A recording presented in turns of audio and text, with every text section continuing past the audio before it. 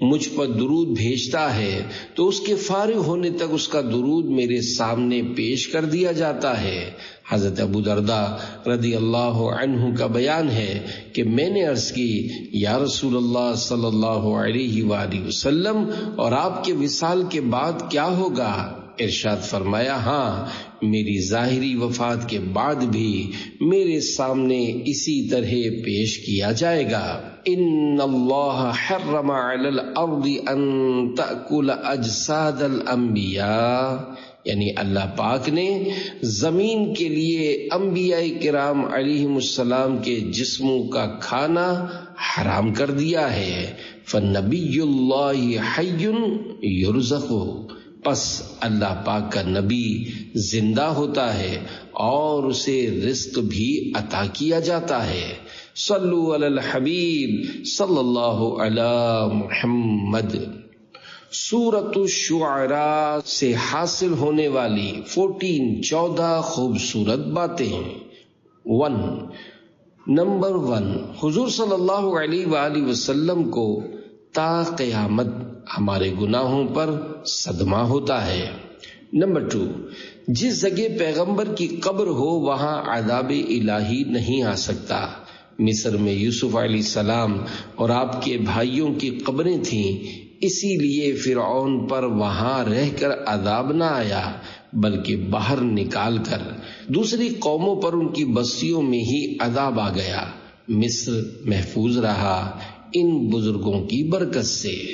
Number 3، اہل مصر میں صرف 3 حضرات ایمان لائے، حضرت آسیہ رحمت اللہ علیہا فرعون کی زوجہ، حضرت خربیل رحمت اللہ علیہ آل فرعون کا مومن، اور بی بی مریم بنت ناموشہ رحمت اللہ علیہا جنہوں نے حضرت یوسف علیہ السلام کی قبر شریف کا پتہ موسیٰ علیہ السلام کو دیا۔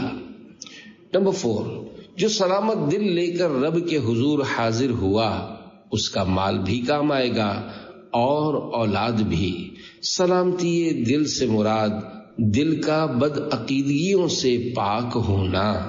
5، ابراہیم علیہ السلام کی قوم میں بہت ہی تھوڑے آپ پر ایمان لائے، اکثر بے ایمان رہے۔ 6، حضور صلی اللہ علیہ وآلہ وسلم نے تا قیامت اپنی اولاد کے لیے زکوٰۃ لینا حرام فرمایا، یعنی ان کے امیروں پر زکوٰۃ دینا فرض ہے مگر ان کے غریبوں پر لینا حرام، تاکہ کوئی یہ نہ کہہ سکے کہ زکوٰۃ اولاد کی پرورش کے لیے بنائی گئی ہے۔ 7، مومن کو کمین یعنی کمینہ کہنا، رذیل سمجھنا کفار کا کام ہے، کوئی مومن کمین نہیں، سب شریف ہیں۔ 8، انبیاء کرام علیہ السلام قوم کو پہلے اپنی پہچان کراتے تھے، پھر اللہ تعالی اور تمام دینی امور کی۔ ہمارے حضور صلی اللہ علیہ وآلہ وسلم نے سب سے پہلی تبلیغ میں یہی پوچھا، بتاؤ میں کیسا ہوں، کیونکہ نبی کی پہچان پر ایمان موقوف ہے۔ 9، بروں سے بیزاری سنت انبیاء ہے۔ 10، نبی کا تقرر رب کے انتخاب سے ہوتا ہے، اسی لیے ان کی اجرت مخلوق کے ذمے نہیں۔ خلیفہ کا تقرر قوم کے انتخاب سے ہے، اسی لیے قوم کے ذمے ان کی مالی خدمت ہے۔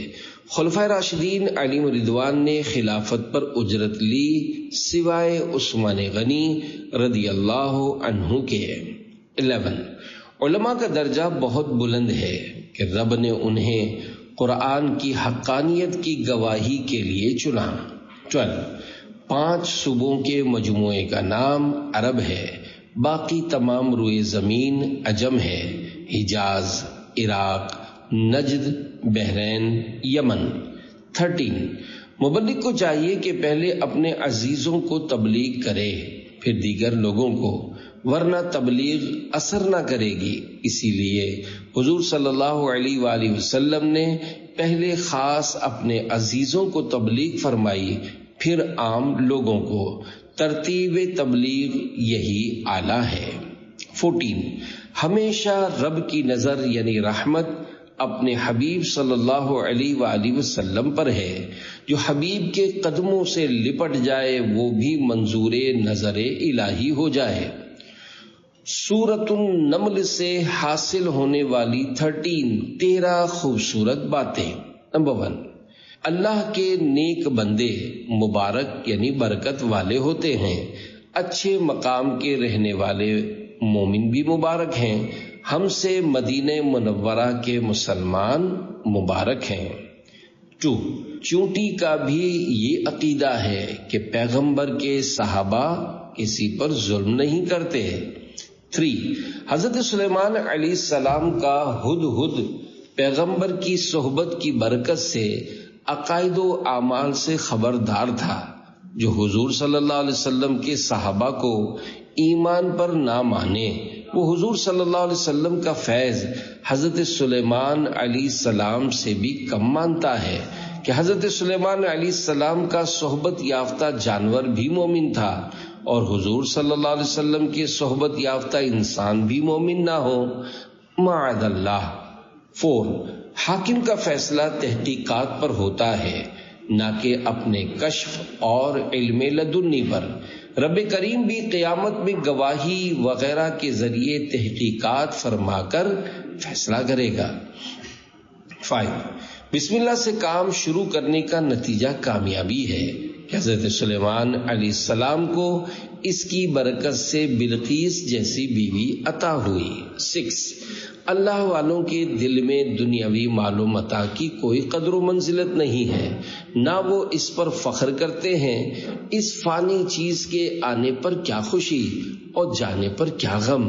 اللہ پاک دائمی خوشی نصیب فرمائے، آمین. 7، اللہ کے مقبول بندے نعمتوں کو بھی آزمائش ہی سمجھتے ہیں، کبھی فخر نہیں کرتے. 8، جس سے نکاح کرنا ہو اس کی عقل، سمجھ اور دانائی کی تحقیق کرنا بہتر ہے. 9، بلقیس مسلمان ہو کر حضرت سلیمان علیہ السلام کے نکاح میں آئی. اس کے شکم سے داؤد بن سلیمان پیدا ہوئے جو حضرت سلیمان علیہ السلام کی زندگی شریف میں وفات پا گئے. حضرت سلیمان علیہ السلام 13 برس کی عمر میں تخت سلطنت پر جلوہ افروز ہوئے اور 53 برس کی عمر شریف میں وفات پائی. 40 سال سلطنت کی. آپ کی وفات حضرت موسیٰ علیہ السلام کی وفات سے 575 برس بعد ہوئی اور آپ کی وفات کے 1 ماہ بعد بلقیس رحمت اللہ علیہا نے وفات پائی. 10، رب کریم بے قرار کی دعا بہت قبول کرتا ہے. دعا کی قبولیت کی شرائط میں سے بے قراری بھی ایک شرط ہے، اسی لیے حکم ہے کہ بے قراروں سے اپنے لیے دعا کراؤ. مسافروں، بیماروں، مظلوموں، مقروضوں کی دعا قبولیت کے قریب ہوتی ہے. 11، جو قیامت یا موت کی تیاری نہ کرے وہ قیامت سے اندھا ہے. 12، رات کو آرام کرنا بھی عبادت ہے اگر نیت خیر سے ہو. 13، ہر حقدار کا حق ادا کرنا چاہیے.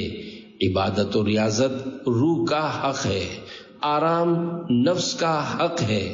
دونوں حق ادا کرنے کا حکم ہے، مگر جیسے دن میں کچھ آرام کیا جاتا ہے ایسے ہی رات میں کچھ عبادت کرنی چاہیے.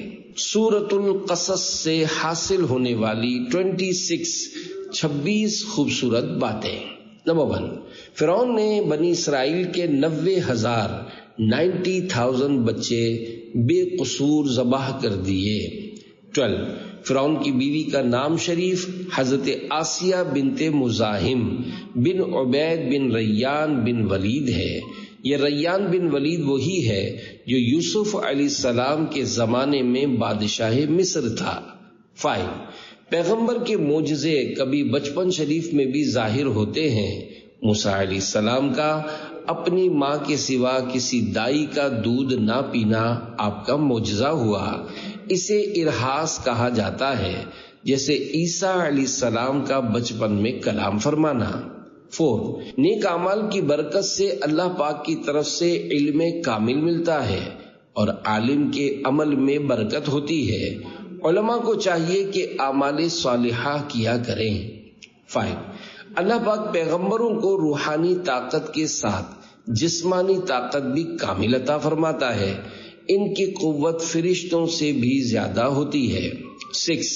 خطرناک جگہ سے نکل جانا اور جان بچانے کی تدبیر کرنا سنت انبیاء ہے۔ 7. اگر عورت ضرورتاً باہر جائے تو مردوں سے علیحدہ رہے، بھیڑ میں داخل نہ ہو۔ 8. اگرچہ سنت یہ ہے کہ پیغام نکاح لڑکے کی طرف سے ہو، لیکن یہ بھی جائز ہے کہ لڑکی والوں کی طرف سے ہو۔ 9. طاقت لسانی یعنی اسپیکنگ پاور اللہ کی بڑی نعمت ہے، اگر تقوی کے ساتھ ہو، بغیر تقوی عذاب ہے۔ 10. نگاہ مصطفیٰ صلی اللہ علیہ وآلہ وسلم کے کمالات۔ 13. نبی کی نگاہ گزشتہ، آئندہ، موجودہ، معدوم سب کو دیکھ لیتی ہے۔ حضور صلی اللہ علیہ وسلم نے معراج کی رات ان لوگوں کو دوزخ میں عذاب پاتے دیکھا جو حضور صلی اللہ علیہ وآلہ وسلم کی وفات کے 100 سال بعد پیدا ہوں گے اور بعد قیامت عذاب پائیں گے۔ حضرت جبریل علیہ السلام عرض کرتے تھے کہ یہ آپ کی امت کے سود خوار یعنی سود کھانے والے ہیں۔ 14. دنیا میں کسی کا برا چرچا اللہ کی لعنت ہے اور اچھا چرچا اللہ کی رحمت ہے، جیسا کہ انبیاء، اولیاء، صالحین کا ہو رہا ہے، اور شیطان کی بری شہرت اس کے لیے لعنت ہے۔ حتیٰ کہ کفار بھی شیطان کی بدنامی سے واقف ہیں، کیونکہ اگر انہیں کوئی شیطان کہہ دے تو اسے گالی سمجھتے ہیں۔ 15. گزشتہ انبیاء کے دین ان کے کچھ عرصے کے بعد مٹ جاتے تھے، یہ ہمارے حضور صلی اللہ علیہ وآلہ وسلم ہی کی شان ہے کہ اتنی دراز مدت گزرنے کے باوجود حضور صلی اللہ علیہ وآلہ وسلم کا دین قائم ہے، قرآن ویسے ہی موجود ہے۔ 16. حجاز عرب میں حضور صلی اللہ علیہ وآلہ وسلم سے پہلے کوئی نبی سوائے حضرت اسماعیل علیہ السلام کے نہ آیا۔ جس آسمان پر سورج ہوتا ہے وہاں کوئی تارا نہیں ہوتا۔ 17. مکہ معظمہ میں پیداوار کچھ نہیں مگر ہر طرف سے رزق کھنچ کر یہاں پہنچتا ہے۔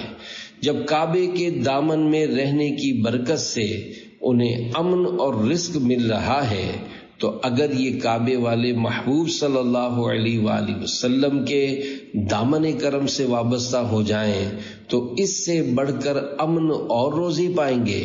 کعبہ حرم اجسام ہے، حضور صلی اللہ علیہ وسلم حرم ایمان ہیں جہاں ذات و صفات کے پھلاتے ہیں۔ 18. بارگاہ الہی میں سب ہی پیش ہوں گے مگر مومن خود خوشی سے حاضر ہوں گے اور کفار جبراً حاضر کیے جائیں گے، جیسے پھانسی کے مجرم حاکم کے سامنے پیش کیے جاتے ہیں۔ 19. ایمانی تعلقات قیامت میں بھی قائم رہیں گے، نفسانی تعلقات ٹوٹ جائیں گے۔ 20. مومن کو اپنے دین قبر میں، حشر میں، ہر جگہ یاد رہے گا۔ وہ اپنے رب کو، اپنے نبی کو، بلکہ اپنے شیخ اور استاد کو بھی پہچانے گا۔ 21. نبوت نیابت الہیہ سے ہے جس کا انتخاب صرف رب فرماتا ہے، اور خلافت نیابت رسول ہے، اس کا انتخاب رسول فرمائے یا رسول کی امت کثرت رائے سے۔ اگر خلیفہ بھی رب کے انتخاب سے ہوا کرے تو نبی اور خلیفہ میں فرق نہ رہے گا۔ 22. حضور صلی اللہ علیہ وآلہ وسلم کی کسی چیز پر طعن کفر ہے، کیونکہ حضور صلی اللہ علیہ وآلہ وسلم کا ہر کام، ہر وصف رب کریم کے انتخاب سے ہے۔ اب اس پر اعتراض رب کے انتخاب پر اعتراض ہے۔ 23. قارون حضرت موسیٰ علیہ السلام کے چچا یسہر کا بیٹا تھا، تورات کا بڑا عالم تھا، بہت حسین، متواضع، خوش خلق تھا، مال ملنے پر منافق ہو گیا۔ 24 جرم کر کے خوش ہونا حرام ہے، عبادت کر کے خوش ہونا بہتر ہے۔ اسی طرح ناجائز طریقے سے خوشی منانا حرام ہے، جیسے خوشی سے ناچنا۔ جائز طور سے خوشی منانا اچھا ہے، جیسے خوشی میں صدقہ کرنا وغیرہ۔ 25 دنیا داروں کی دنیا کو لالچ کی نظر سے دیکھنا اور ان کی دنیا کی تمنا کرنا غافلوں کا کام ہے۔ دنیا میں اپنے سے نیچے کو دیکھے، دین میں اپنے سے اوپر پر نظر کرے۔ 26 ایک بھلائی کا بدلہ کم از کم 10 گنا، زیادہ کی انتہا نہیں، پھر وہ دائمی ہے جس کو فنا نہیں۔ اور دیدار الہی اور لقائے جمال مصطفیٰ یعنی پیارے آقا صلی اللہ علیہ وآلہ وسلم کی زیارت اس کے علاوہ ہے۔ سورۃ العنکبوت سے حاصل ہونے والی 25 خوبصورت باتیں۔ نمبر 1 مومن بفضلہ تعالی دنیا ہی میں رجوع الی اللہ یعنی اللہ پاک کی طرف رجوع کر لیتے ہیں۔ 2 مسلمانوں کا بقدر قوت ایمانی کے امتحان لینا قانون الہی ہے۔ بیماری، ناداری، غربت، مصیبت یہ سب رب کی آزمائشیں ہیں جن سے مخلص و منافق ممتاز یعنی واضح ہو جاتے ہیں۔ مومن راضی برضا رہتا ہے۔ 3 آزمائشوں کا مقصد یہ ہے کہ کل قیامت میں کسی کی سزا یا جزا پر دوسروں کو اعتراض نہ ہو۔ مثلا امام حسین رضی اللہ عنہ کو جب اہل جنت کی سرداری دی جائے تو دوسرا یہ نہ کہہ سکے کہ ہمیں سرداری کیوں نہ ملی۔ کربلا کے امتحان نے ان کا جنتی نوجوانوں کی سرداری کا استحقاق ظاہر کر دیا۔ 4 جسے امید ہو کہ میں حق تعالی کی بارگاہ میں پیش ہوں گا اور وہ میرے گناہ بخش دے گا تو اس کی یہ امید حق ہے۔ واقعی وہ غفور الرحیم یعنی بخشنے والا بڑا مہربان ہے۔ 5 نوح علیہ السلام دنیا میں چوتھے نبی تھے۔ آپ کا نام شریف، عبد الغفار یا یشکر یا شاکر ہے۔ خوف الہی میں زیادہ رونے کی وجہ سے نوح آپ کا لقب ہوا۔ آپ کی ولادت آدم علیہ السلام کے دنیا میں تشریف لانے کے 1620 برس کے بعد سواد عراق میں ہوئی۔ 950 سال تبلیغ فرمائی، مگر 72 آدمی باہر کے اور 8 آدمی گھر کے آپ پر ایمان لائے۔ کفار کی ہلاکت کے بعد کئی 100 سال حیات رہے۔ آپ آدم ثانی ہیں۔ آپ کے وقت میں بہن بھائی کا نکاح حرام ہوا۔ آپ کی قبر شریف مقام کرک علاقہ شام میں ہے۔ آپ اس وقت کے تمام زمین والے انسانوں کے نبی تھے۔ 6 نوح علیہ السلام کی کشتی حضور صلی اللہ علیہ وآلہ وسلم کے زمانہ شریف تک جودی پہاڑ پر رہی، حالانکہ آپ میں اور ہمارے حضور صلی اللہ علیہ وآلہ وسلم میں 3974 سال کا فاصلہ ہے۔ 7 اسلام میں کسی جاندار کو زندہ جلانا منع ہے۔ 8 مومن کو جو اللہ سے محبت ہے وہ موت کے بعد اور زیادہ ہو جاتی ہے۔ مومنین کی دوستیاں موت سے ختم نہیں ہوتی بلکہ بڑھ جاتی ہیں اور آخرت میں کام آتی ہیں۔ 9 حضرت لوط علیہ السلام حضرت ابراہیم علیہ السلام کے بھتیجے یا بھانجے تھے، ہاران کے فرزند تھے۔ حضرت ابراہیم پر سب سے پہلے حضرت لوط علیہ السلام ایمان لائے۔ 10 ہجرت سنت انبیاء ہے۔ 11 حضرت ابراہیم علیہ السلام کے فرزند حضرت اسماعیل اور مدین و مدائن بھی ہیں۔ 12 قیامت تک قطب الاقطاب سید ہوگا۔ یہ درجہ رب نے حضور صلی اللہ علیہ وآلہ وسلم کی اولاد کے ساتھ خاص کر دیا۔ حضور غوث پاک شیخ عبد القادر جیلانی رحمت اللہ علیہ حسنی حسینی سید ہیں۔ 13 لواطت سوڈومائز قوم لوط سے پہلے کسی نے نہ کیے اور کوئی جانور بھی یہ کام نہیں کرتا. لوطی آدمی جانوروں سے بدتر ہے. لوطی آدمی آخر کار عورت کے قابل نہیں رہتا. 14 اخلاق درست کرنے کے کافر بھی مکلف یعنی پابند ہیں کہ اس پر ان کو حاکم اسلام سزا دے سکتا ہے. 15 فرشتوں کا علم نبی کے علم سے زیادہ نہیں ہوتا. 16 شیطان خود برے کاموں کو اچھا نہیں جانتا مگر لوگوں کو اچھا کر کے دکھاتا ہے. وہ خود مشرک نہیں لوگوں کو مشرک بناتا ہے. 17 نبی کریم صلی اللہ علیہ وآلہ وسلم نے فرمایا کہ جب اہل کتاب تم پر توریت وغیرہ کا کوئی مضمون بیان کریں تو نہ ان کی تصدیق کرو نہ تکذیب، بلکہ یوں کہہ دو کہ ہم اللہ تعالیٰ اور اس کی کتابوں پر ایمان لائے. 18 قرآن کے کاغذ کو گندا آدمی نہیں چھو سکتا تو قرآن والے سینے کو گندا شیطان انشاءاللہ نہ چھوئے گا. 19 حضور صلی اللہ علیہ وآلہ وسلم کے معجزات 3 قسم کے ہیں. ایک وہ جو بغیر اختیار ہر وقت آپ سے صادر ہوتے ہیں، جیسے جسم پاک کا سایہ نہ ہونا یا پسینے مبارک سے مشک و عنبر کی خوشبو. بعض وہ جن کے ظاہر کرنے میں حضور صلی اللہ علیہ وآلہ وسلم کو اختیار نہ دیا گیا، جیسے قرآنی آیات. بعض وہ جو حضور صلی اللہ علیہ وسلم کے اختیار سے صادر ہوئے، جیسے کنکر، پتھروں سے کلمہ پڑھانا، چاند پھاڑنا، سورج لوٹانا. 20 صوفیہ کرام رحمت اللہ علیہم فرماتے ہیں کہ غافل کی موت اچانک ہے اگرچہ بہت بیماری کے بعد ہو، کیونکہ وہ وہاں یعنی آخرت کی تیاری نہیں کرتا. عقل مند مومن کی موت اچانک نہیں اگرچہ سوتے میں ہارٹ فیل ہو جائے، کیونکہ وہ ہمیشہ موت کے لیے تیار رہتا ہے. 21 مومن گناہگار اگرچہ دوزخ میں جائے مگر اسے عذاب گھیرے گا نہیں.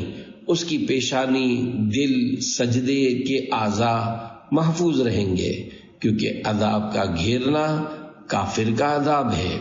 22 علماء فرماتے ہیں کہ صرف 3 حیوان رزق جمع کرتے ہیں، چونٹی، چوہا، انسان.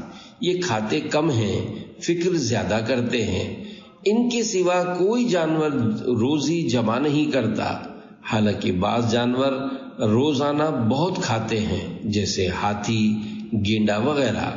23 کافر کی امیری قہر ہے، مومن کی فقیری رحمت ہے. 24 لوگ 3 قسم کے ہیں. نمبر 1 مصیبت میں رب کی یاد کرنے والے. 2 بعض عیش میں، اور 3 بعض ہر حال میں. تیسری قسم کے لوگ عاقل یعنی عقل مند ہیں، پہلے دونوں غافل. کفار پہلی قسم کے غافل تھے کہ مصیبت میں رب کی یاد کرتے تھے، آرام میں کفر. 25 وہ مومن خوش نصیب ہے جسے مدینہ طیبہ میں قبر نصیب ہو جائے. سورۃ الروم سے حاصل ہونے والی 18 خوبصورت باتیں. نمبر 1 اگر ہم نے اپنی زندگی کا مقصد پورا کر دیا تو ہم زندہ ہیں، ورنہ مردوں سے بدتر. 2 مردودوں کی اجڑی بستیوں کو جا کر دیکھنا تاکہ خوف الہی پیدا ہو، اور محبوبوں کے آباد مقاموں کو جا کر دیکھنا تاکہ اس سے امید پیدا ہو، جائز ہے، اس کے لیے سفر مباح ہے. نمبر 3 کافر کا کھانا پینا چلنا پھرنا ظلم ہے کہ رب کی بغاوت کر کے اس کی چیزوں کو استعمال کرتا ہے.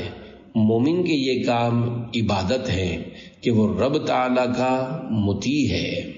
4 صوفیہ کرام رحمت اللہ علیہم فرماتے ہیں جو سنت کا تارک یعنی چھوڑنے والا ہوگا وہ ایک دن فرض کا تارک بھی ہو جائے گا، اور جو فرض چھوڑنے کا عادی ہوگا وہ آخر کار عقیدے بھی چھوڑ بیٹھے گا.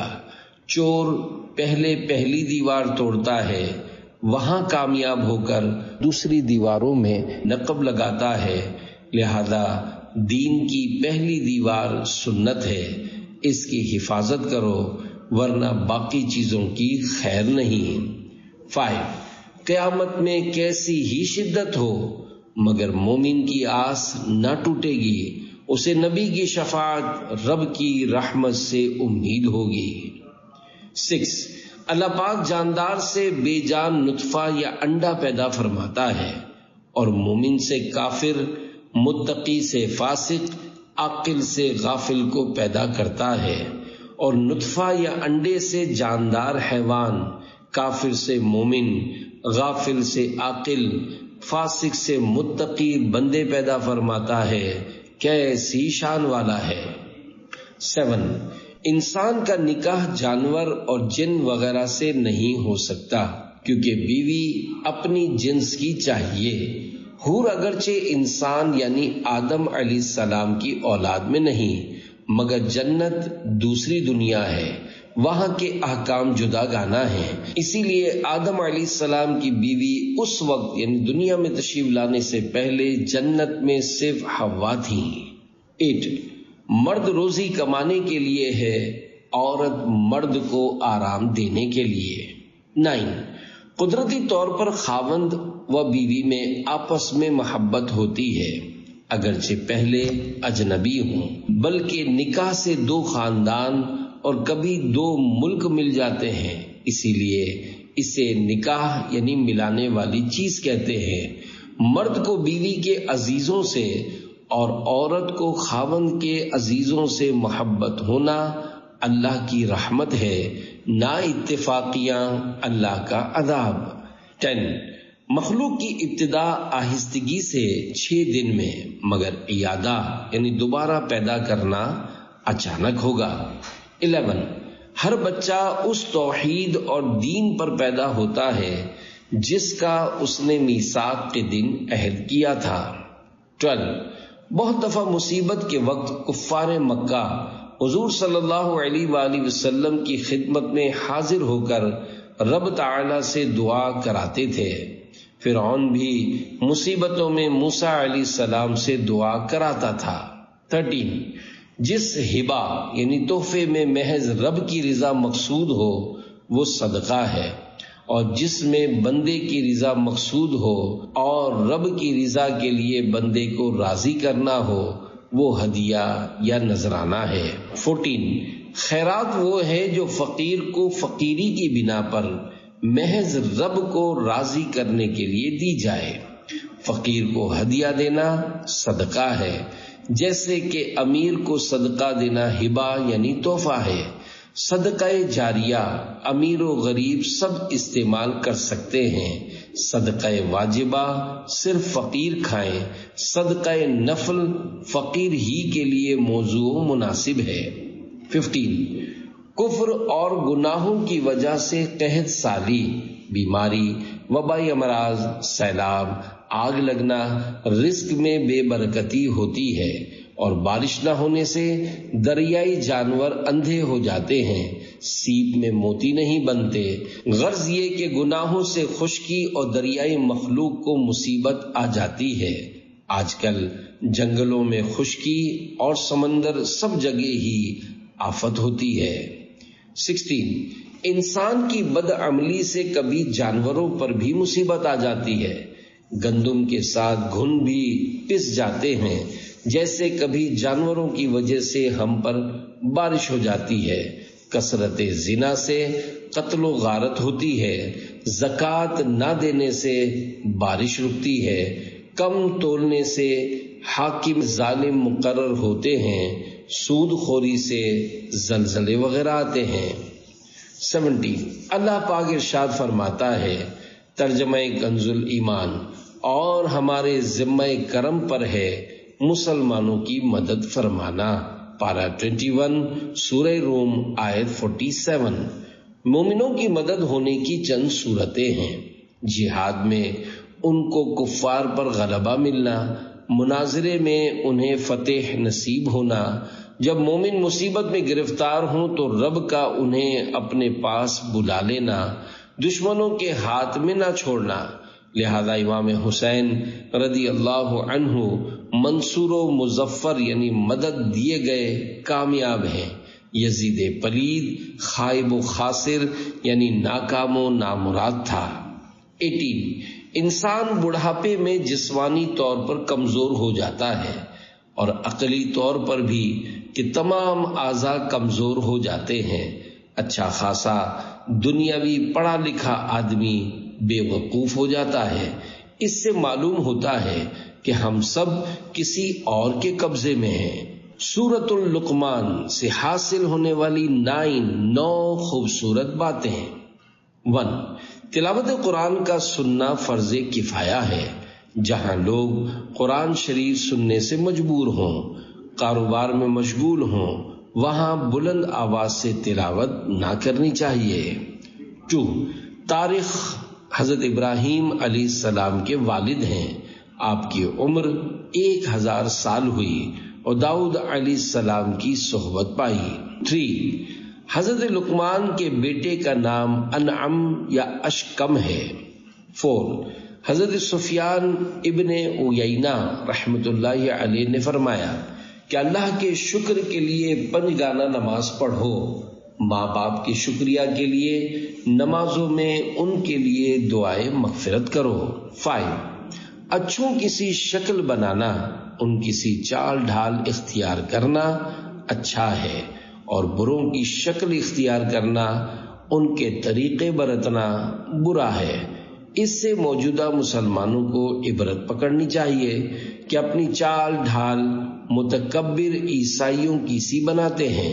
متکبرین کی نقل بھی بری ہے، متواضعین کی نقل اچھی ہے۔ آج کل بالوں میں مانگ نکال کر ننگے سر ہاتھ یا پیر گھماتے ہوئے چلنا خاص کر متکبرین کی چال ہے۔ ہر مسلمان کو اس سے بچنا چاہیے۔ بلا وجہ تیز چلنا بھی اس میں داخل ہے کہ تکبر ہے۔ 6 اندرونی عظمت پر اکڑنا فخر ہے، جیسے علم، حسن، خوش آوازی، نسب، واز وغیرہ، اور بیرونی عظمت پر اکڑنا اختیال یعنی تکبر و غرور ہے، جیسے مال، جائیداد، لشکر، نوکر چاکر وغیرہ، یعنی نہ ذاتی کمال پر فخر کر نہ بیرونی فضائل پر اترا، کیونکہ یہ چیزیں تیری اپنی نہیں رب کی ہیں، جب چاہے لے لے۔ 7 مرغ بلند آواز سے اللہ کا ذکر کرتا ہے، اچھا معلوم ہوتا ہے، اس وقت دعا مانگنے کا حکم ہے۔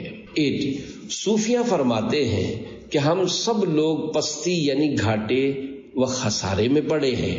حضور صلی اللہ علیہ وآلہ وسلم اللہ تعالی کی مضبوط رسی ہیں، جس نے آپ کا دامن تھام لیا وہ بلندی پا گیا، اور جو آپ سے علیحدہ رہا پستی میں رہا، جیسے کنویں میں گرے ہوئے ڈول یا آدمی کو رسی کے ذریعے نکالتے ہیں۔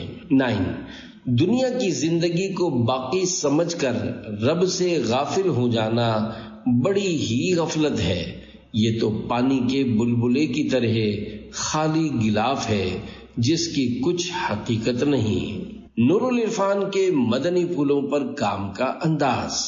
تفسیر نور العرفان سے مدنی پھولوں کے رسائل تیار کرنے کے لیے نعیمی کتب خانے کا مطبوعہ نسخہ نمبر N163 پر کام کیا گیا ہے۔ نبی کریم صلی اللہ علیہ وآلہ وسلم کے نام اور لقب شریف کے ساتھ درود پاک، انبیاء کرام علیہم السلام کے ساتھ سلام، صحابہ کرام رضی اللہ عنہم اور اولیاء کرام رحمت اللہ علیہم کے ذکر کے وقت ترضی و ترحیم یعنی رضی اللہ عنہ اور رحمت اللہ علیہ کا اضافہ کیا گیا ہے۔ ہر مدنی پھول کے بعد حوالہ دیا گیا ہے۔